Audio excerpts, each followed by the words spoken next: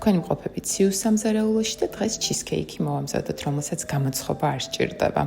ავიღოთ 500 გრამი ორცხობილა, ასევე დაგჭირდება 250 გრამი გამდარი კარაქი.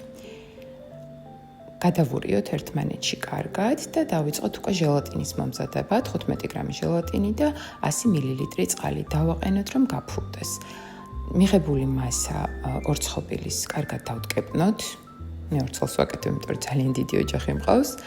არეჟანი 300 გრამი და შესქელებული რძე ერთმანეთში გადავურიოთ, დავუმატოთ ჟელატინი და პირველი ფენა მზად არის. დავასხათ ჩვენს ორცხობილას და შევდგოთ მათ სიუაში მინიმუმ 4 საათით. მანამდე გადავიდეთ უკვე მეორე ფენის მომზადებაზე, ეს უკვე კენკრის ფენაა.